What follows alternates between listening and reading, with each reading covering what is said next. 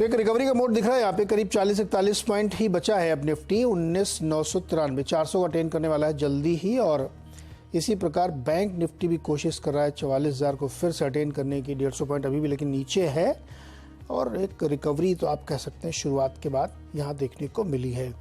आज के मेहमान हमारे साथ हैं गौरव बिस्सा। गौरव, बहुत बहुत स्वागत है आपका। क्या लग रहा है, ये रिकवरी सस्टेन करेगी?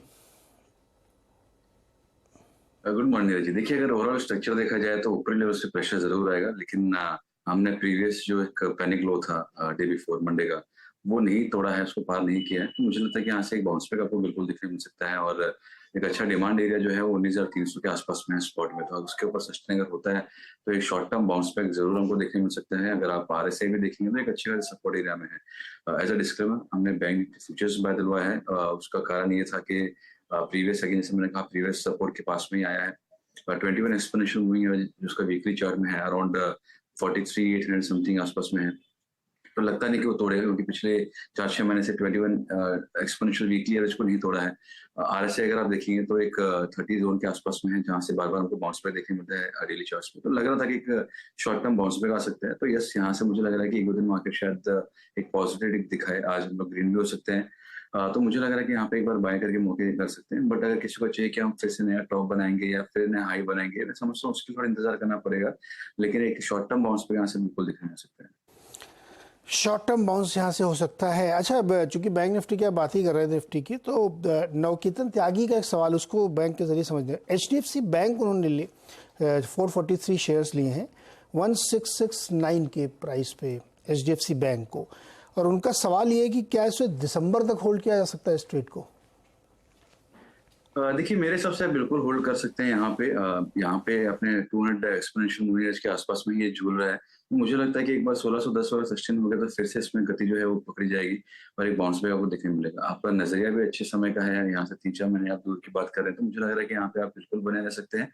1550 से 1580 जो है एक अच्छा खासा डिमांड एरिया हमने देखा है कि 2-3 बार यहाँ पे आके एक स्विफ्ट अपसाइड दिखाई है। तो यहाँ पे बिल्कुल बने रह सकते हैं और स्टॉप लॉस जरूर रखिए, क्योंकि कभी भी व्यू गलत हो सकता है, ट्रेड गलत हो सकता है, लेकिन जब हम गलत हो तो we should not lose much. तो वो हिसाब से आप 1550 का एक स्टॉप लॉस से बने रह सकते हैं। ओके, गौरव, एक स्टॉक है जो काफ़ी रनअप में आया इस समय, उसका नाम है जॉनसन हिताची। ये आज भी 12% ऊपर है और मंडे को भी 20% ऊपर था। काफ़ी चल चुका है ये स्टॉक। क्या लगता है आपको जॉनसन हिताची में? देखिए, स्टॉक चला जरूर है, लेकिन इसका वीकली चार्ट देखिए तो काफी स्ट्रॉन्ग और काफी फास्ट करेक्शन आया था। तकरीबन 3,000 से स्टॉक जो है वो 1,000 के नीचे आ गया था। अब थोड़े से डाइवर्जेंसेस दिखा के स्टॉक ऊपर आया है। तो मैं फ्रेश एंट्री की यहाँ पे सलाह नहीं दूंगा। जैसे आपने कहा कि स्टॉक जो है 30% चल चुका है कुछ दिनों के अंदर, तो यहाँ पे अगर थोड़ा भी प्रॉफिट बुकिंग अगर आती है तो आपके स्टॉप लॉसेस ट्रिगर हो सकते हैं ट्रेडिंग के लिहाज से। तो या तो आप इसको ऐड कीजिए, कोई गिरावट अगर देखने मिलती है इसकी 1180-1200 के आसपास, तो आप इसको ऐड कीजिए, या किसी के पास अगर है तो आप बिल्कुल इसको राइड कीजिए, क्योंकि यहाँ पे इसका जो प्रीवियस मैं हर्डल देख रहा हूँ वो है तकरीबन 1315-1320 का। इसके ऊपर अगर क्लोजिंग आती है तो ये और एक गति पकड़ेगा और 1450-1500 काफी शॉर्ट टाइम में देखने मिल जाएगा। तो मेरे हिसाब से यहाँ पे बने रहिए। वॉल्यूम पार्टिसिपेशन इंप्रूव हो रहा है, early signs of bottom out है, लॉन्गर टर्म बॉटम आउट के हैं। तो मेरे हिसाब से यहाँ पे जिसके पास है उसको बिल्कुल उसको होल्ड करना चाहिए, राइड करना चाहिए। ओके, तो ये राय है जॉनसन हिताची में। चलिए सवाल लेते हैं। रमेश कुमार शर्मा जयपुर से जुड़ रहे हैं। रमेश जी नमस्कार, बताइए सर। हाँ सर नमस्कार। मेरे पास में लुपिन के 45 शेयर है, 940 के है, और 100 शेयर FSL के हैं 130 रुपए के। तो मैं दोनों में 3-3 महीने रुक सकता हूँ। मेरे को क्या करूँ बताओ, राय दो सर। गौरव जी, ल्यूपिन 940 पे उन्होंने लिया है और अभी 1090 पे चल रहा है, क्या करेंगे? देखिए, इनका नजरिया शॉर्ट टर्म का है, 3 महीने का। तो मैं कहूँगा लुपिन को आप बुक कर लीजिए। आपको एक 10-15% का अपसाइड देखने मिल रहा है, तो आप उसका एग्जिट कीजिए। मैं आपके चैनल पे पहले भी कह चुका हूँ कि IT और फार्मा जो है ये लॉन्ग टर्म के लिए मेरे बेट्स हैं। शॉर्ट टर्म के लिए मैं इस पर इतना ज्यादा फोकस नहीं करता हूँ। तो ये मेरा पर्सनल बायस भी है, और रीजन मेरा पर्सनल बायस का इसके लिए है क्योंकि अगर आप शॉर्ट टर्म को अगर आप देखेंगे तो आप लॉन्ग टर्म में वेल्थ क्रिएशन को आप नजरअंदाज कर लेंगे, उसको स्किप कर लेंगे, उसको मिस कर लेंगे। तो यहाँ पे काफी बड़े ब्रेकआउट्स आपको फार्मा इंडस्ट्री में देखने मिल रहे हैं। ये फार्मा इंडेक्स का एक पार्ट भी है, लार्ज कैप भी है, मोमेंटम भी अच्छा पकड़ा। तो यहाँ से मुझे लग रहा है कि काफी बड़ी अपसाइड आपको देखने मिल सकती है अगर किसी का नजरिया 1.5-2 साल का है। लेकिन अगर 3 महीने का नजरिया है तो मैं समझता हूँ दोनों को ही आप एग्जिट कीजिए। चाहे आप FSL की बात कर रहे हैं जहाँ पे भी इनको पैसा बन रहा है, या आप लुपिन की बात कीजिए जहाँ पे भी इनको पैसा बना। 3 महीने में बोलना मुश्किल। देखिए जब मार्केट जो है वो खुद इतना ज़्यादा मोमेंटम नहीं दिखा रहा है, तो यहाँ पे आप 3 महीने के लिए होल्ड करके आप रीज़न क्या रहेगा वैसा होगा। तो मेरे हिसाब से बुक करना बेहतर होगा। ओके, और ये दूसरा इनका एफएसएल था, फर्स्ट सोर्स। देखिए वो भी हमारा एक one of the top recommendation रहा है। हमारे जो मेजर टारगेट्स हैं वो 230-240 के हैं अगले 1.5 साल के अंदर। लेकिन अभी इनको अगर 3 महीने के नजरिए तो मैं समझता हूँ फिलहाल ऐसा कोई ट्रिगर है नहीं। आईटी इंडेक्स इटसेल्फ एक रेंज में ट्रेड कर रहा है, तो यहाँ पे भी अभी प्रॉफिट बुक कर सकते हैं। लेकिन मैं समझता हूँ कि अगर किसी का 1.5-2 साल का नजरिया है, दोनों ही स्टॉक में काफी अच्छा मुनाफा को देखने मिल सकता है। ओके, तो ये राय हुई आपके लिए ल्यूपिन और फर्स्ट सोर्स में। और अगला सवाल है जर्नैल सिंह का, करनाल हरियाणा से। जर्नैल साहब बताइए। सर नमस्कार। जी नमस्कार सर। सर मैंने परसों ही एबीबी के 500 शेयर लिए हैं सर, क्या करूं इसमें? ये तो रिपोर्ट तो बहुत बढ़िया थी सर इसकी। 500 अभी परसों ही लिए होंगे हमको लगता है आपने, रिजल्ट के बाद। हाँ हाँ, परसों ही लिए हैं सर, सुबह प्री ओपनिंग में ही लिए थे। प्री ओपनिंग में ले लिए? इतनी क्या जल्दबाजी थी? तो वैसे रिपोर्ट आपके सीएनबीसी चैनल पे चल रहा था, नतीजे बड़े अच्छे आए हैं ये। हाँ तो प्री ओपनिंग में 4600 खुल भी रहा था सर। ओहो, गौरव जी क्या करें, ये 4500 पर इन्होंने एबीबी ले लिया है। देखिए काफी ज्यादा ऊपर लेवल्स पे लिया है, और मैं एक चीज जरूर कहूंगा कि आप नतीजे जरूर देखिए कि अच्छे कंपनी हमारे पोर्टफोलियो में होना काफी जरूरी है उसका। लेकिन प्राइस पॉइंट जो है वो इक्वली इंपॉर्टेंट होता है, क्योंकि आप देखिए कि आज स्टॉक जो है गिरा नहीं है कंसिस्टेंटली। अगर आप देखेंगे तो 2020 से कंसिस्टेंटली ऊपर गया है। निफ्टी में करेक्शन आया, ब्रॉडर मार्केट थोड़ा सा प्रॉफिट बुकिंग आई, स्टॉक में उतना आपको नहीं देखने मिला। उसका रीजन यही था क्योंकि नतीजे अच्छे एंटिसिपेट हो रहे थे। तो मैं ये कहूंगा कि यहाँ पे अभी आप फिलहाल बने रहिए, लेकिन यहाँ पे आपने एकदम टॉप पे लिया है, तो मैं स्टॉप लॉस भी अगर आपको दूंगा तो थोड़ा आपका डीप ही होगा। तो यहाँ पे जो स्टॉप लॉस मेरे नजर में आ रहा है वो है 4000 का। उसके नीचे अगर जा रहा है तो आप उसको एग्जिट कीजिए, अदरवाइज अगर वो सेशन हो गया तो फिर से एक बाउंस बैक आपको देखने मिल सकता है। ओके, अच्छा इसमें जर्नैल सिंह सर और आप के थ्रू में बाकी लोगों से भी कहना चाहता हूँ कि जैसे मान लीजिए रिजल्ट बहुत अच्छे आए, हम लोग जब कहते हैं ना बहुत सारी चीज़ें, तो उसमें पूरी बात बहुत ध्यान से सुननी चाहिए। जो अभी गौरव भी कहते हैं प्री पोजीशनिंग, अब ये स्टॉक 21 अप्रैल 2023 को 3153 रुपये का था। अभी देखिए कितने 2-3 महीने हुए, स्टॉक ने ज़बरदस्त रिटर्न यहाँ से दिखाया और ये 4500 रुपये पे आके खड़ा हो गया है। तो जब भी रिजल्ट आते हैं ना, हम लोग कई बार बताते हैं कि प्री पोजीशनिंग क्या है, ओपनिंग में एक बार देखना चाहिए। अब ये इसने 4500 का टॉप 2 बार बनाया है, रादर 3 बार बना चुका है, और फिर गिर के 4200 के आसपास आता है। 4200 के आसपास ये टिकता भी है। तो आगे से जनरल साहब या बाकी जो लोग सुन रहे हो, एक लेसन है, ध्यान रखिएगा कि एकदम घाई करके नहीं खरीदना कि जल्दबाजी में एकदम बस खरीद ही लो आज। उसको थोड़ा सेटल होने दीजिए, देखिए, क्योंकि रिजल्ट से पहले बहुत सारे लोग अंदाजा करके पोजीशन ले लेते हैं। तो जिन्होंने रिजल्ट पहले लिया था वो बेच रहे हैं, आपने रिजल्ट के तुरंत बाद लिया तो आपको थोड़ा इंतजार करना पड़ेगा। क्वालिटी वाइज बहुत अच्छी कंपनी है, कोई दिक्कत नहीं है, यहाँ से ऊपर भी जाएगा ये, लेकिन आपको समय ज़्यादा देना पड़ेगा। तो ये लेसन है आप सबके लिए। चलिए क्विकली ब्रेक लेते हैं, ब्रेक से वापस आके चर्चा को आगे बढ़ाएंगे।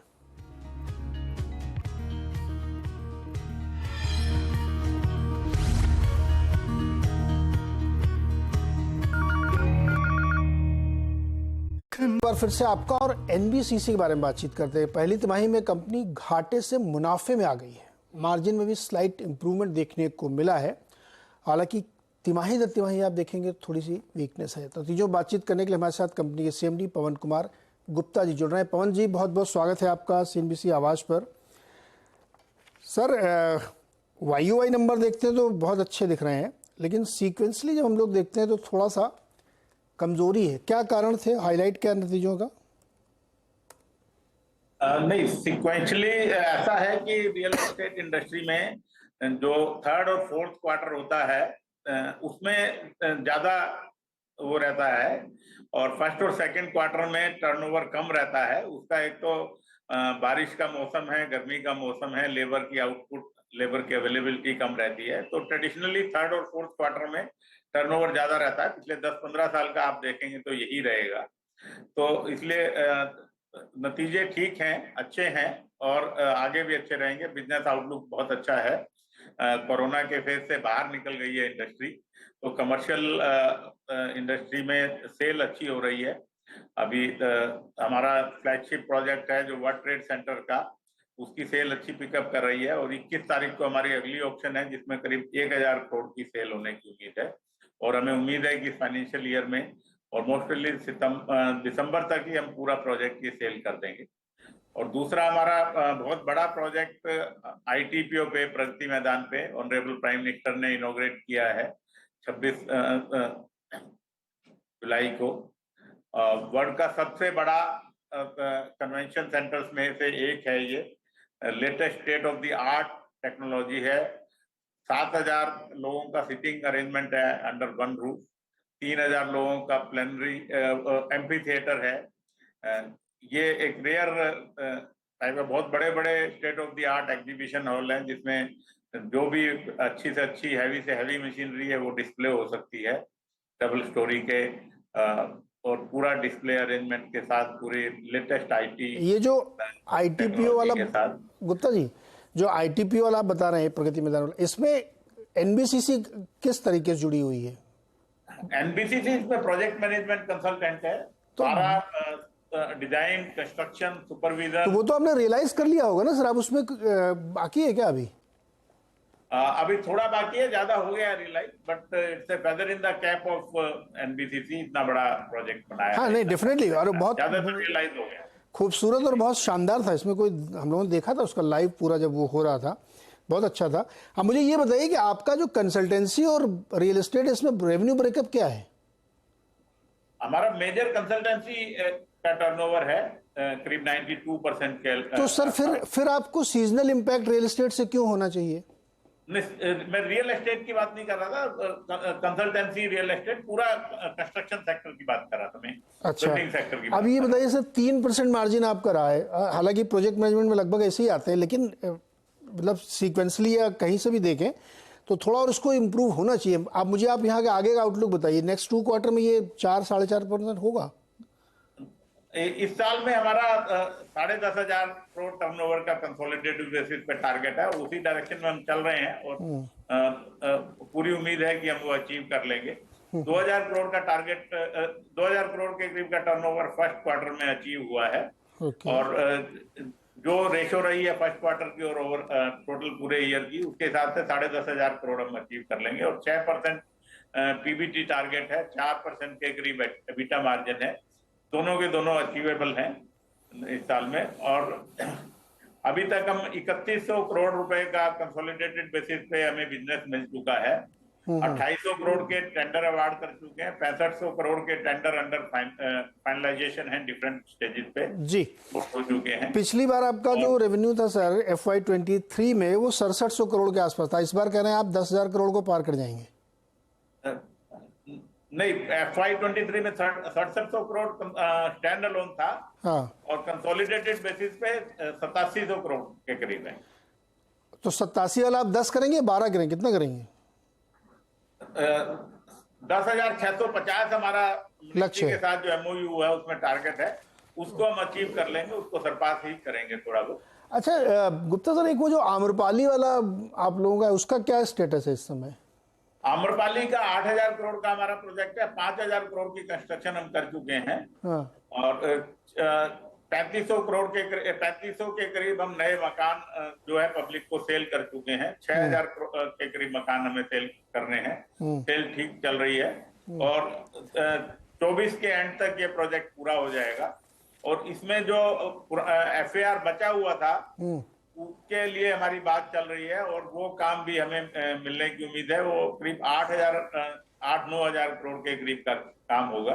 किससे बात चल रही है सर? जल्दी हमें मिल जाएगा और उसको हम टेकअप करेंगे तो अगले 3 साल में वो काम भी पूरा होने की। वो उसका मुझे अपडेट चाहिए, जो FAR एडिशनल आप बता रहे हैं 8-9,000, वो किससे मिला और क्या उसका इस्तेमाल क्या होगा, क्या बनाएंगे आप वहाँ? ऐसा है कि जो आम्रपाली प्रोजेक्ट था, ये बिल्डर के छोड़ने के बाद उसमें सभी कुछ प्रोजेक्ट्स में FAR बचे हुए थे जो सेल नहीं हुए थे। मतलब उसमें लैंड बचा हुआ था जो सेल नहीं हुआ था बीच बीच में 7-8 प्रोजेक्ट्स में। तो उनको सेल करने की बजाय, क्योंकि उसमें वो FAR प्रोजेक्ट के बीच में ही है, तो वो नए बिल्डर के लिए उसको करना मुश्किल है। उसको वो अपना नाम देना चाहता है, वो पॉसिबल नहीं है। तो उसके लिए डिसीजन ये हो रहा है कि वो NBCC ही बनाए और मार्केट में बेचे। तो घर बना के ही बेचेंगे क्या? तो वो ऑनरेबल सुप्रीम कोर्ट में हमने नहीं गुप्ता जी, उसमें क्या रेजिडेंशियल ही बनाएंगे या कोई और इस्तेमाल भी उसका हो सकता है? रेजिडेंशियल ही बनेगा वो। इतनी डिमांड है क्या सर नोएडा में? तो मैंने सुना नोएडा इस सब में बड़ी ओवर सप्लाई चलती है। नहीं, हाँ। डिमांड बहुत है। हाँ हम 3500 मकान पिछले 6 महीने के अंदर बेच चुके हैं इन प्रोजेक्ट्स में, जो अनसोल्ड इन्वेंट्री थी, और डेली बेसिस पे 10 से लेके 20 मकान हमारे बिक रहे हैं। तो डिमांड बहुत है, पर्टिकुलरली ग्रेटर नोएडा में जेवर एयरपोर्ट आने के बाद बहुत डिमांड है। नोएडा में भी बहुत डिमांड है। पूरे एनसीआर में आज की डेट में नोएडा विश लिस्ट में है और सबसे ज्यादा जो सेल है नोएडा में हो रही। सर टिकट साइज क्या है जो आप बेच रहे हैं मकान आम्रपाली का? क्या टिकट साइज मतलब एवरेज मकान की कीमत क्या है? मकान की कीमत बहुत रीजनेबल रेट पे है। 45-50 लाख से लेके 1 करोड़ तक के मकान है, डिपेंडिंग ऑन साइज, और बहुत रीजनेबल रेट पे मकान मिल रहे हैं। ओके गुप्ता सर, बहुत बहुत शुक्रिया हमारे साथ जुड़ने के लिए और ये सारी जानकारी देने के लिए। और टारगेट है कि जो इस साल का लक्ष्य एमओयू साइन किया गुप्ता जी ने, 10,600 करोड़ से ज़्यादा का रेवेन्यू कंसोलिडेटेड बेसिस पे अचीव करेंगे। मार्जिन 4% प्लस अचीव कर सकते हैं गुप्ता जी, ये हमें जानकारी दे रहे हैं। एनबीसीसी जो एक ज़माने में बहुत ज़बरदस्त आउट परफॉर्म किया था। गौरव मेरे साथ जुड़े। गौरव, एनबीसीसी खरीदेंगे आप? कमेंट्री भी आपने सुन ली अब तो। देखिए मैं तो पहले ही खरीद चुका हूँ, हमने क्लाइंट्स को 47 पे दिलवाया है, और जो ब्रेकआउट्स काफी अच्छे हैं, 4-5 सब एक ट्रायंगल ब्रेकआउट था, उसके बाद में कंसोलिडेशन हुआ, फिर एक स्विंग ब्रेकआउट हुआ। तो यहाँ पे मुझे लग रहा है कि अपसाइड जो है आपको 55 से 57 रुपए के लिए आपको देखने मिल सकती है। तो हमने अपने क्लाइंट्स को ऐसा डिस्ट्रीम ऑलरेडी दिलाए हैं 47 के आसपास, तो यहाँ पे भी आप मौके हैं बाय कर सकते हैं। क्या लक्ष्य क्या रखा हमने?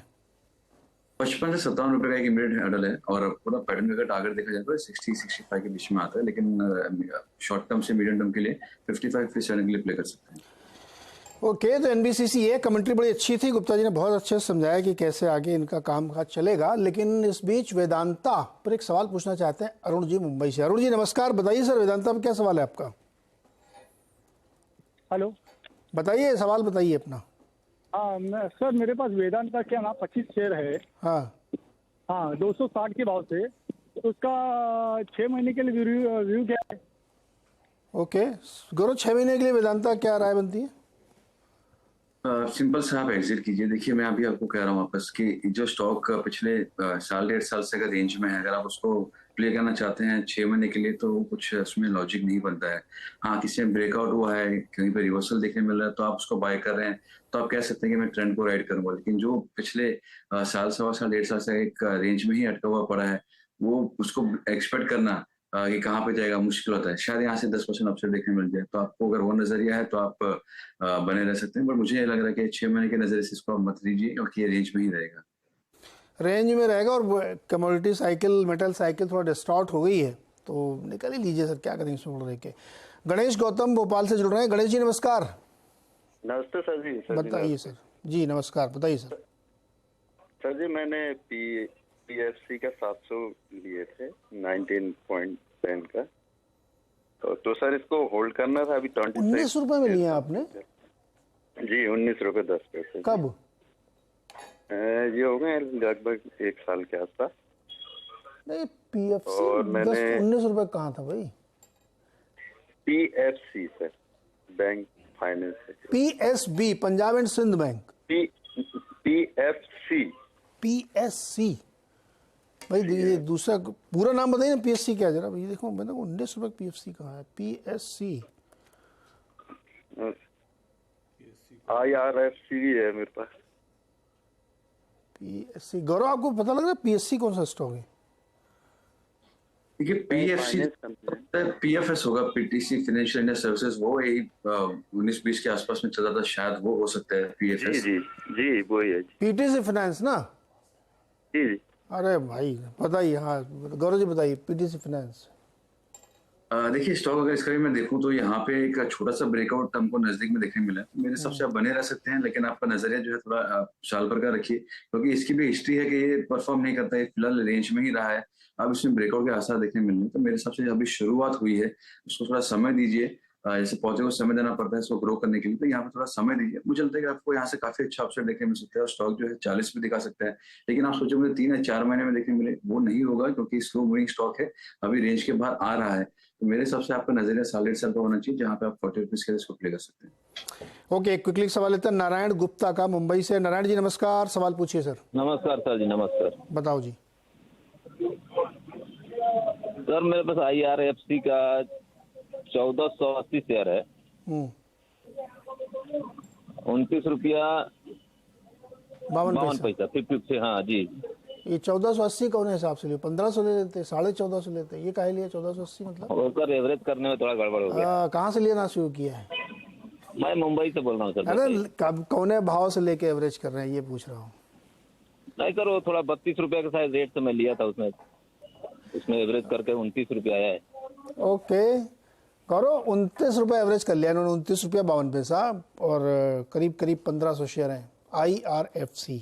क्या करना चाहिए? देखिए काफ़ी अच्छी खरीदारी है इनकी, क्वांटिटी भी अच्छी है, होल्ड किया है, तो मैं इनको बधाई देता हूँ। इसमें एक नीरज जी वीकली चार्ट्स पे एक अप एंड पैटर्न ब्रेकआउट होता है, हमने अपने क्लाइंट्स को भी दिलवाया था। हम लोग 50 के आसपास हमने तो एग्जिट कर लिया है। मैं इनको कहूँगा कि वॉल्यूम पार्टिसिपेशन काफ़ी तगड़ा है, स्ट्रॉन्ग है स्टॉक। अगर आप साल भर के लिए रख सकते हैं तो बिल्कुल बनाए रखिए, लेकिन जो इनका इन्वेस्टमेंट पार्ट है एटलीस्ट वो निकलता है, थोड़ा पार्ट प्रॉफिट यहाँ पे कर लीजिए और बाद में आप उसको राइड कीजिए। क्योंकि अगर गिरावट आती भी है और सपोज फिर से ये स्टॉक जो है 32-33 के या 35 के आसपास में कोई भी रीजन से आता है, 40 के आसपास में भी आता है, तो इन्होंने जो क्वांटिटी बेची है वापस वो खरीद सकते हैं। तो यहाँ पे एक बार के लिए पार्ट प्रॉफिट बुक कर लीजिए और उसको आप राइड कर सकते हैं। मुझे लगता है यहाँ से एक फ्रेश एक मोमेंटम को देखने मिलेगा और स्टॉक जो यहाँ से भी काफी अच्छा रन 1-1.5 साल में दिखा सकता है। ओके, तो ये है IRFC पर आए। गौरव सर बहुत बहुत शुक्रिया जुड़ने के लिए और दर्शकों की मदद करने के लिए। और इस बीच मार्केट पे आप नज़र डालिए, लगभग उसी स्तर बना हुआ जहाँ से हमने शो शुरू किया था, वही 40-45 पॉइंट नीचे रिकवरी की कोशिश कर रहा है। और इस रिकवरी में मदद करने के लिए हरा सूट पहन के सुमित आ गए हैं।